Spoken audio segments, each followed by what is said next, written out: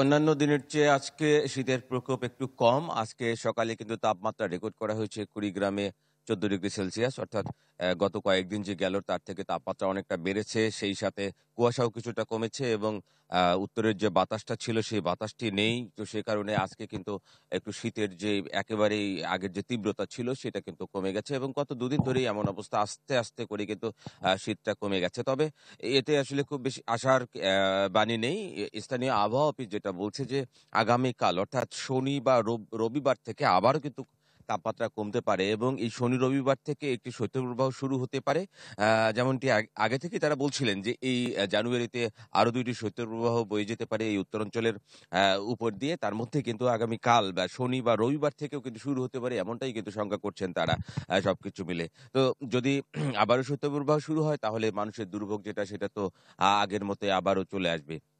তবে এখন যেহেতু বোরো মৌসুম, এই বোরো মৌসুমে কিন্তু এখন পর্যন্ত লোকজন বিশেষ করে কৃষকরা কিন্তু এখন পর্যন্ত মাঠে যেতে পারেনি। তারা কিন্তু এখন পর্যন্ত বোরো রোপণের যে প্রক্রিয়া সেটা কিন্তু শুরু করেনি এই শীতের কারণে। হয়তোবা এই শীত কমে গেলে এই কৃষকরাও মাঠে নামবেন। সবকিছু মিলে মানুষের জীবনের যে ছন্দপতন ঘটেছিল দৈনন্দিন কাজের সেটা হয়তো কিছুটা ফিরে আসবে। তবে এই শৈত্যপ্রবাহের আগ পর্যন্ত মানুষের যে দুর্ভোগ সেটা কিন্তু থাকবে এবং মানুষও কিন্তু এই যে শীতের অন্তত জানুয়ারির বাকি যে কয়টা দিন রয়েছে, এই কয়টা দিন শীতকে সাথে নিয়েই কিন্তু মানুষকে থাকতে হচ্ছে এবং মানুষরাও থাকছে। মিলা। জি সিরাজ, ধন্যবাদ আপনাকে। দর্শক, এদিকে শীতের কুয়াশায় মহাসড়কের পরিস্থিতির খবর জানাতে আমাদের সাথে যুক্ত হয়েছেন সহকর্মী ফরহাদুজ্জামান। ফরহাদ।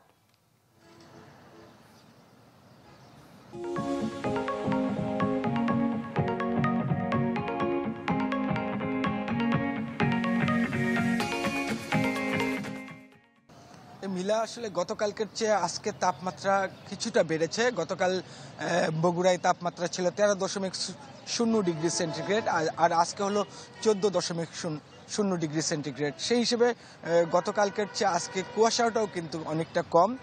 আমরা সকালবেলা বিভিন্ন চালকের সাথে কথা বলছিলাম, তারা বলছিলেন যে রাতের বেলায় ঘন কুয়াশা থাকলেও সকালের দিকে কিন্তু কুয়াশা কিছুটা কমেছে।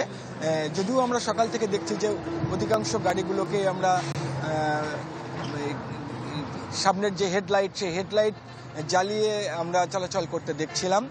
তবে এখন থেকে হয়তো বা 10 থেকে 15 মিনিট আগে কিছুটা সূর্যের মুখ দেখা দিয়েছে, এর ফলে কুয়াশাটা কিছুটা কেটে গেছে। তবে এখন পর্যন্ত কিন্তু সেরকম স্বাভাবিক পরিস্থিতি হয়নি। আমরা মহাসড়কে কিন্তু যেহেতু রাতে অনেক কুয়াশা ছিল, সেই হিসেবে গাড়ির সংখ্যা কম ছিল। আস্তে আস্তে সকাল হলেও কিন্তু গাড়ির সংখ্যা এখনও খুব বেশি বাড়েনি।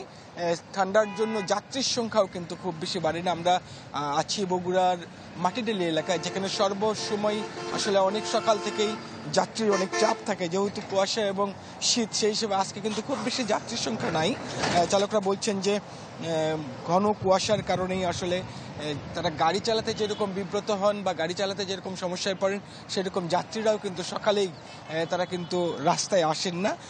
আস্তে আস্তে যত বাড়বে বা দিন যত গড়াবে তখন আসলে যাত্রীর সংখ্যা আসবে, কারণ অনেকেই ঘন কুয়াশার কারণে সড়ক দুর্ঘটনার যে আশঙ্কা থাকে সেই আশঙ্কায় সকালের দিকে কিন্তু অনেকেই কিন্তু তারা এখন পর্যন্ত খুব বেশি মানুষের সংখ্যা মহাসড়কে নাই। তবে ঘন কুয়াশা গতকালের চেয়ে আজকে সকালবেলা কিছুটা কম। আর আবহাওয়া অফিস বলছে যে আস্তে আস্তে এই কুয়াশাটাও কিন্তু কেটে যাবে 2-1 দিনের মধ্যেই। মিলা। জি ফরহাদুজ্জামান, ধন্যবাদ আপনাকে।